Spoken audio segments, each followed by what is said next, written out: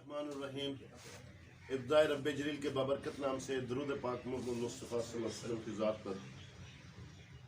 रशमत Ali, MPhil physics, assistant professor of physics, Khwaja Farid government post graduate college New York. Physics zone की तरफ से lecture number है 7 और चैप्टर नंबर है 19 FSC physics second year second part second book की हम बात कर रहे हैं। तो dawn of modern physics chapter का नाम, उस हवाले से वेव पार्टिकल ड्युअलिटी और उसको हमने अब तक जो पढ़ा है छोटा सा रिव्यू है। Black body radiation, photoelectric effect, Compton effect, pair production, annihilation of matter, ये चंद वो फिनोमेना थे जिन्होंने प्रैक्टिकली साबित किया कि लाइट जो है ना वो पार्टिकल नेचर है, उसकी वेवलेंथ भी है लेकिन है वो पार्टिकल नेचर। हम कुछ फिनोमेना से पहले जानते हैं कि लाइट की वेव नेचर भी है, ये क्लासिकल थ्योरी है, इलेक्ट्रोमैग्नेटिक वेव थ्योरी है। और कौन से ऐसे फिनोमेना है जो साबित करते हैं कि लाइट वेव नेचर रखती है, वो है इंटरफेरेंस, डिफ्रैक्शन, पोलराइजेशन। ये 3 फिनोमेना हमने चैप्टर 9 फर्स्ट ईयर फिजिक्स में पढ़े हैं। तो अब एक और पहलू की तरफ हम जा रहे हैं कि अगर सपोज कर लें लाइट पार्टिकल और वेव नेचर दोनों रखें तो फिर पार्टिकल के बारे में भी शकूक व शुबहात हो सकते हैं कि अगर उसकी पार्टिकल नेचर है तो क्या उसकी वेव नेचर नहीं हो सकती। अगर लाइट की वेव नेचर और पार्टिकल नेचर है तो क्या पार्टिकल की वेव नेचर नहीं हो सकती।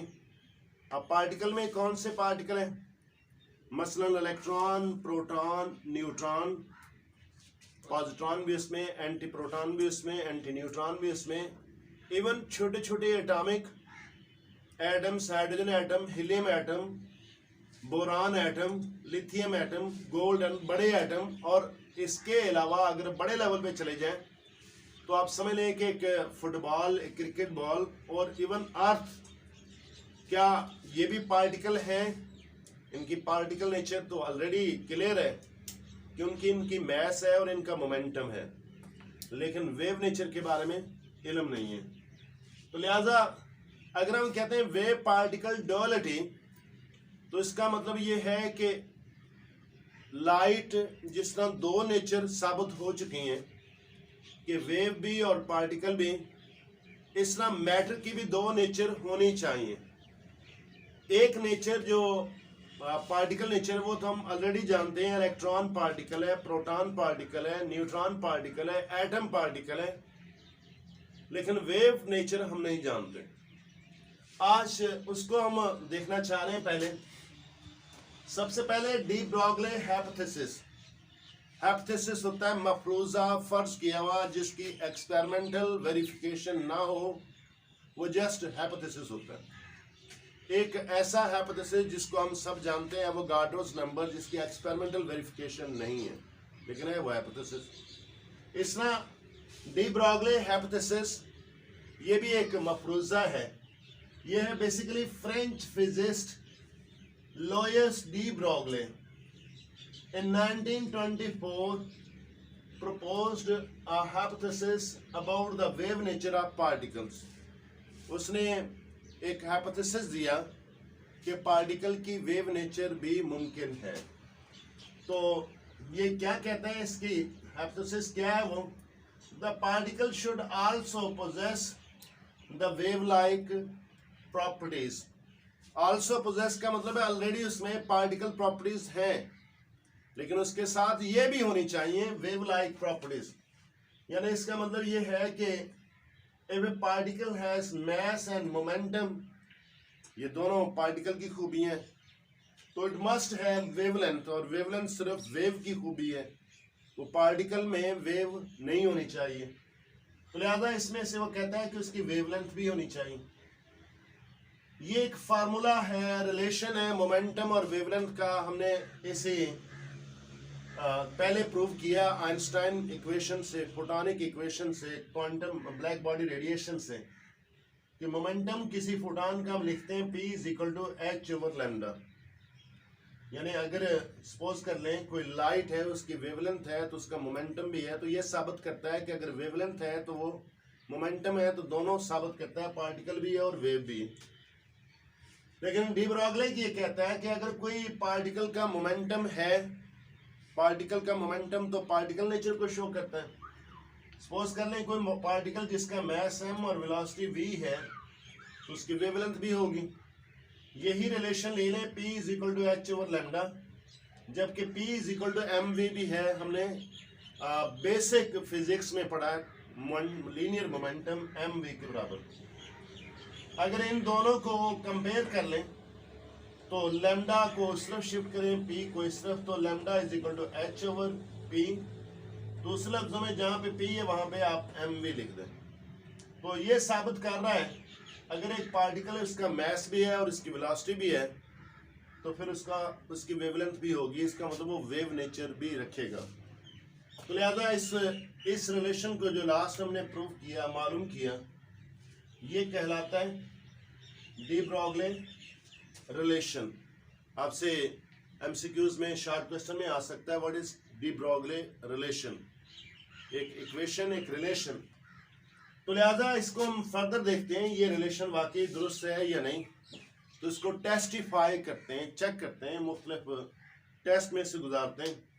जस्ट फर्जी कैलकुलेशन है, प्रैक्टिकल नहीं, एक्सपेरिमेंटल नहीं। फर्जी कैलकुलेशन क्या नहीं कि एक राइफल, उससे बुलेट निकल रही है जिसके मास तकरीबन 20 ग्राम है, इसको आप किलोग्राम में बदल सकते हो। यकीनन ये हो जाएगा 2 × 10⁻² किलोग्राम। ये 1000 से तकसीम करो तो 2 एक 0 कट जाएगा, बकिया 10⁻² किलोग्राम। और अगर सपोज करें बुलेट जो वो speed of sound in air at 0 degree Celsius यानी 330 मीटर पर सेकंड से की रफ्तार से जा रही है बुलेट, तो ये पार्टिकल है, बुलेट एक पार्टिकल है जिसका मास है। तो लिहाजा हम देखते हैं उसमें क्या वेवलेंथ है, होनी तो नहीं चाहिए। तो ये फार्मूला अप्लाई किया, वही जो ऊपर हमने लिया हुआ था। ये वैल्यूज पुट की, प्लैंक्स कांस्टेंट की, और ये मास की, और ये स्पीड की, सारी कैलकुलेशन सिंगल स्टेप में। तो ये अप्रॉक्सीमेटली का साइन है, इसकी वेवलेंथ तकरीबन इस वैल्यू में आ रही। ये क्या, ये तो उसकी वैल्यू आ गई वेवलेंथ की। हम तो समझते थे कि इसकी वेवलेंथ नहीं आएगी। तो ये वेवलेंथ आप देख रहे हो, ये पावर बहुत -34 है, तो इसका मतलब ये वैल्यू बहुत मुख्तसर हो जाएगी। इसको ऑब्जर्व करना, डिटेक्ट करना, मालूम करना, मैयर करना, दैट इज नॉट पॉसिबल। तो इसको ये तो चलो हुआ ना कि वेवलेंथ की वैल्यू सामने आ रही। फिर कुछ ये कहता है this wavelength is so small that it is not measurable और detectable. It is not measurable और detectable by any of its effects. इसका कोई ऐसा इफेक्ट्स भी नहीं होता। इसका मतलब जब बुलेट है ना, जिसको हम कहते हैं स्ट्रेट फॉरवर्ड में गई, अगर वेवलेंथ आ रही तो वो यकीनन इस वेव की फॉर्म में, जिस तरह वाटर वेव्स होती हैं, जिस तरह स्ट्रिंग वेव्स होती हैं, बुलेट हमें तो लग रहा है स्ट्रेट लाइन में जा रही, लेकिन ये वेवलेंथ बता रही कि इस वेव की शक्ल में जा रही। तो वेव चूंकि इतनी शॉर्ट है वेवलेंथ, हमें वेवलेंथ का इल्म है, 2 क्रेस्ट, कंसेक्टिव क्रेस्ट या 2 कंसेक्टिव ट्रैप्स के दरमियान फासला, अगर ये क्रेस्ट है फिर इधर से ये क्रेस्ट आ गया, इनके दरमियान में फासला, अगर वो इतनी स्पीड से जा रही है तो फिर उनके क्रेस्ट ट्रैप बहुत करीब, बहुत करीब, बहुत करीब होंगे। हम सपोज करते हैं उसकी वेवलेंथ होगी। हम फर्दर देख लेते हैं इलेक्ट्रॉन को। इलेक्ट्रॉन का मास बहुत कम होता है और इसकी ये जो स्पीड यहाँ पे शो की गई है, ये अप्रॉक्सीमेटली स्पीड है इलेक्ट्रॉन की इन ऑर्बिट्स में अराउंड द न्यूक्लियस। हम ये जानते हैं कि कोई भी एटम है वो इलेक्ट्रॉन पे मुश्तमिल है, सेंटर में न्यूक्लियस है, तो इलेक्ट्रॉन न्यूक्लियस के बाहर रिवॉल्व कर रहा है, तो उसकी स्पीड अप्रॉक्सीमेटली इतनी है। और उसका मास हम जानते हैं वो है कितना, 9.11 × 10⁻31। अगेन वही वेवलेंथ वाला रिलेशन अप्लाई करें तो प्लैंक्स कांस्टेंट की वैल्यू, मास ऑफ इलेक्ट्रॉन और स्पीड ऑफ इलेक्ट्रॉन, ये वैल्यू हम देखते हैं तो पता चलता है कि ये अप्रॉक्सीमेटली वैल्यू है 7 × 10⁻⁻10 मीटर। अगर हमने इलेक्ट्रोमैग्नेटिक स्पेक्ट्रम देखा है, पढ़ा है, सुना है, तैयार किया है, तो उसमें हमें अंदाजा हो जाएगा ये वेवलेंथ किस इलेक्ट्रोमैग्नेटिक रेडिएशन की रेंज में मौजूद है। तो यकीनन ये है एक्स रेज की रेंज में। किस में? एक्स रेज की रेंज में। तो एक्स रेज की रेंज में अगर वेवलेंथ है तो फिर यकीनन इसमें वेव प्रॉपर्टीज हैं, इलेक्ट्रॉन में वेव प्रॉपर्टीज अवेलेबल हैं। If the electron has wavelength, हम मान लेते हैं जी इसकी वेव प्रॉपर्टीज हैं अगर एक्स रेज की रेंज में, फिर वो हमने फिनोमेना चेक करने हैं इसके साथ। कौन से बताएं? 3 फिनोमेना बताएं, पोलराइजेशन, डायफ्रैक्शन, इंटरफेरेंस। अगर वेव प्रॉपर्टी है तो ये फिनोमेना उस पर लागू होंगे, उस पर ये सेटिस्फाई होंगे। तो लिहाजा इसमें क्या होना चाहिए कि डायफ्रैक्शन भी उसका होना चाहिए, इलेक्ट्रॉन की बीम का, इंटरफेरेंस भी होना चाहिए और पोलराइजेशन भी सही होना चाहिए। लेकिन ये चीज हमने बुलेट के लिए ऐसा नहीं कर सकते। तो पहले में कुछ डाउट पड़ा कि इलेक्ट्रॉन हो सकता है कि वेव प्रॉपर्टी रखता हो, अब ये थोड़ा सा और क्लियर हो गया। अब जरूरत थी इस चीज की कि हम इसको एक्सपेरिमेंटली वेरीफाई करें, कोई ऐसा एक्सपेरिमेंट डिजाइन किया जाए जिससे हमें उसकी वेरिफिकेशन हो जाए कि इसमें डायफ्रैक्शन फिनोमेना होता है, इसमें इंटरफेरेंस होती है। अगर एक इलेक्ट्रॉन की बीम आ रही है, इलेक्ट्रॉन के पार्टिकल्स आ रहे हैं, तो सामने डबल स्लिट रखें तब क्या होगा, सिंगल स्लिट रखें तब क्या होगा। तो अगर वो ही रिजल्ट्स अपेयर होते हैं जैसे कि विजिबल लाइट से होते हैं, तो इसका मतलब ये होगा कि इलेक्ट्रॉन की भी वेव प्रॉपर्टीज हैं। तो लिहाजा अब ये छोटा सा आर्टिकल दूसरा है इसको साबित करने के लिए कि पार्टिकल जो है वो वेव नेचर रखता है नहीं। अभी तो ये थ्योरेटिकल प्रोसेस था जिससे कुछ हमें क्लू मिला। ये 2 साइंटिस्ट हैं, अमेरिकन साइंटिस्ट हैं, क्लिंटन जे डेविसन और लास्टर एच जर्मन, जिन्होंने एक्सपेरिमेंटल वेरिफिकेशन की of wave nature of electron. सिर्फ इलेक्ट्रॉन की बात कर रहे हैं। तो उसने क्या वेरिफिकेशन दी या एविडेंस दी, तो उन्होंने साबित किया कि इलेक्ट्रॉन्स बिल्कुल वैसे ही डायफ्रैक्ट होते हैं जिस तरह के X rays beam X ray diffract होती है। हमने एक्स रे डायफ्रैक्शन वाला आर्टिकल पढ़ा है चैप्टर नंबर 9 में, और ब्रैग्स लॉ उसी एक्स रे डायफ्रैक्शन से हमने ड्राइव किया हुआ। तो लिहाजा इसमें से कहता है exactly the same manner as the X rays और एनी अदर वेव जो ना डायफ्रैक्ट होती है। तो इसमें हमने इन लोगों ने जो एक्सपेरिमेंट के लिए अरेंजमेंट की, एक इलेक्ट्रॉन बीम बनाएगी, इलेक्ट्रॉन बीम बनाएगी। वो कैसे बीम बनेगी, इलेक्ट्रॉन सिंगल पार्टिकल्स हैं, तो एक इलेक्ट्रॉन गन बनाएगी। इलेक्ट्रॉन गन बेसिकली पॉजिटिव और नेगेटिव से जुड़े हुए 2 चीजें। आगे फिलामेंट है, फिलामेंट जिस तरह बल्ब के अंदर होता है, उसमें जब करंट गुजरता है तो वो फिलामेंट वो हो जाता है हीट अप। जब हीट होगा तो उसके सराउंडिंग रीजन जो ना उसको भी हीट करेगा। अब सपोज कर लें कि यहाँ पे आगे कैथोड है, उससे हीट जो पैदा हो रही है वो कैथोड को क्या करेगा, हीट अप करेगा। और हीटेड मटेरियल जो ना इलेक्ट्रॉन इमिट करते हैं। अब वो इलेक्ट्रॉन सिंगल पार्टिकल होंगे, जब उनको एक्सेलरेट किया जाएगा, वेलोसिटी बढ़ाई जाएगी, तो वो ऐसे लगेंगे जैसे कि रे बन गई, बीम बन गई। तो इलेक्ट्रॉन बीम बन गई इधर से। तो इसके साथ एक स्पेक्ट्रोमीटर की तरह टर्न टेबल, इसके ऊपर एक क्रिस्टल रखा। यहाँ पे जो क्रिस्टल यूज किया गया वो निकल क्रिस्टल। निकल क्रिस्टल की एक खूबी है, 17वें चैप्टर से हमने पढ़ा है कि उनके इंटर एटॉमिक डिस्टेंस कांस्टेंट होते हैं। एक जैसी स्ट्रक्चर 3 डायमेंशन में एक जैसी चल रही होती है, जैसे अलोंग एक्स एक्सिस, ऐसे अलोंग वाई एक्सिस, और ऐसे ही अलोंग जी एक्सिस। तो उसके इंटर एटॉमिक डिस्टेंस जो है ना वो हमें मालूम है, हम आगे जाके इसको इस्तेमाल करते हैं। D atomic inter atomic distance ये 0.91 × 10⁻⁻10 मीटर, यानी क्रिस्टल निकल के एक एटम से दूसरे एटम तक। ये क्रिस्टल शेप है। वही इलेक्ट्रॉन बीम जब इस पर टकराती है तो ये डिफ्लेक्ट होती है, क्योंकि इलेक्ट्रॉन बीम एक्सरेज की तरह वो भी विजिबल नहीं है। तो फिर हमें डिटेक्टर का इंतजाम किया गया। ये अरे ऑफ डिटेक्टर्स हैं, किसी एक एंगल पे आके वो डिटेक्टर इलेक्ट्रॉन को डिटेक्ट कर लेता है, मेजर कर लेता है। वो एंगल इनिशियल से इस डिफ्लेक्टेड डायरेक्शन में ये फाई से रिप्रेजेंट किया गया। तो इस तरह इन्होंने उस एंगल से सडन वोल्टेज से, तो ये इसमें दी गई voltage, the electrons from the heated filament are accelerated by voltage V voltage दिया, उसको एक्सेलरेशन के लिए लाजमी है। इलेक्ट्रॉन पे चूंकि नेगेटिव चार्ज है, तो अगर हम उसको देखते हैं कि एक तरफ से इलेक्ट्रॉन आ रहे हैं, उसके सामने अगर रख दें हम पॉजिटिव को प्लेट, तो उसमें अट्रैक्शन पैदा होगी, इलेक्ट्रॉन की स्पीड बढ़ेगी।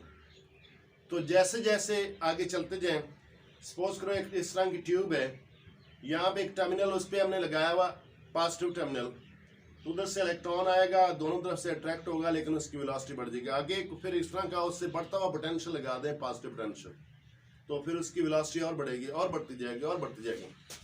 तो वोल्टेज के साथ उसको हमने क्या किया, एक्सेलरेट किया। These electrons strike the crystal and detected at deflecting angle phi। तो ये मुख्तलिफ एंगल पे डिटेक्ट हुए। अब एक्सपेरिमेंट ही एक की है, लेकिन इसके फीचर दो हैं, और दो के जरिए हम साबित करना चाहते हैं। उन दो साइंटिस्ट ने ये साबित किया हुआ है कि इलेक्ट्रॉन जो है ना, वो दोनों प्रॉपर्टीज रखता है। एक प्रॉपर्टी तो हम ऑलरेडी जानते हैं, वेरीफाइड है, कि मैस होता है, मोमेंटम होता है। तो दूसरी प्रॉपर्टी वेव प्रॉपर्टी हमें देखनी है। तो सबसे पहले हम देखते हैं कि इस इलेक्ट्रॉन को अगर पोटेंशियल अप्लाई किया गया भी, तो उसकी पोटेंशियल एनर्जी EV के बराबर। ये हमने चैप्टर शुरू में से स्टार्ट किया, तो उसमें से जाना कि Q0 इंटू डेल्टा V, ये उसकी है potential energy. Delta U is equal to Q0 delta V। तो V पोटेंशियल डिफरेंस है। तो इसकी इलेक्ट्रॉन है, पार्टिकल, उसका मैस सम होगा, उसकी काइनेटिक एनर्जी क्या होगी, 1/2 mv²। तो यहाँ पे क्या होता है, इलेक्ट्रॉन मूव करते हैं, पोटेंशियल एनर्जी देते हैं तो इलेक्ट्रॉन मूव करते हैं। तो मोशन के लिए काइनेटिक एनर्जी वो कहाँ से आई, जो उनको पोटेंशियल एनर्जी दी गई।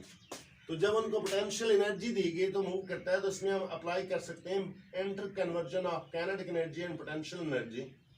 ये सिलसिला हमने चैप्टर नंबर 4 में पढ़ा हुआ है, inter conversion of kinetic energy and potential energy. लिहाजा काइनेटिक एनर्जी मिल रही है इलेक्ट्रॉन को कहाँ से, पोटेंशियल एनर्जी से। ये रिलेशन उसका और इसका रिलेशन हमने दोनों तरफ से m से मल्टीप्लाई किया।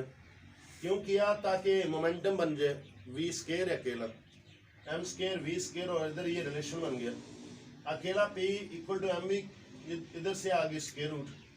अब चूंकि लैम्डा हम जानते हैं कि h/mv ये पहले वाले डी ब्रॉगली हाइपोथेसिस से है, तो इनमें वैल्यूज पुट की, कैलकुलेट किया, तो पता चला कि 1.6 मल्टीप्लाई 10⁻⁻10 मीटर के बराबर है। इसको हम महफूज कर लेते हैं एज ए रिलेशन 1। तो दूसरी तरफ हम देखते हैं डिफ्रैक्शन फीचर।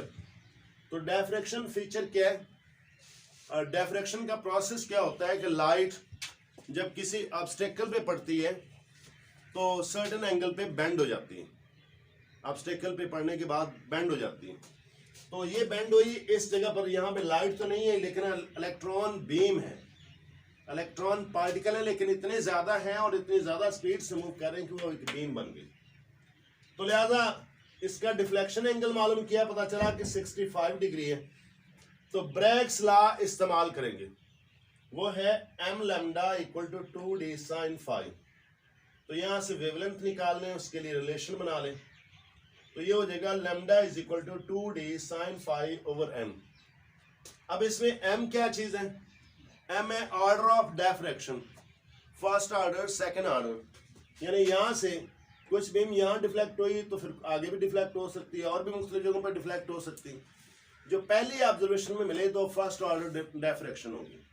तो m की वैल्यू 1 रखी, और d की हम पहले बता चुके हैं कि inter atomic distance in crystal, nickel crystal, इतनी वैल्यू, और पाई की वैल्यू ये वैल्यू सब्स्टिट्यूट की और उनको कैलकुलेट किया गया। तो पता चला कि 1.65 मल्टीप्लाई 10⁻⁻10।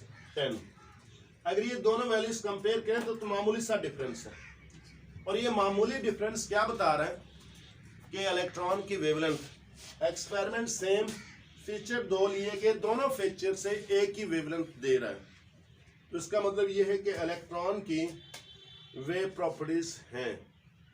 अब हम इस एक्सपेरिमेंट से ये साबित कर चुके हैं कि इलेक्ट्रॉन जो पार्टिकल्स हैं उनकी वेव प्रॉपर्टीज भी अवेलेबल हैं।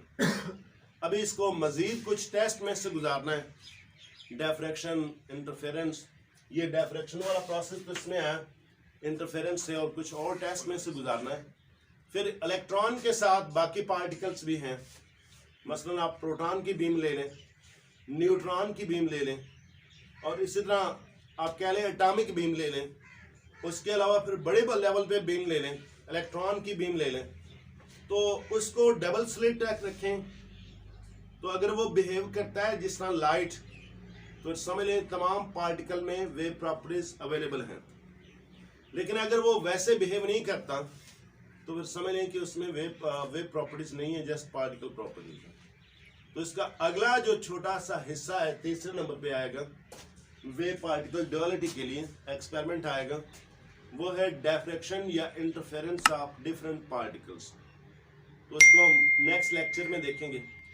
आज का लेक्चर इख्तिताम को पहुंचता है। सबका हामी नासर हो। अल्लाह हाफिज़।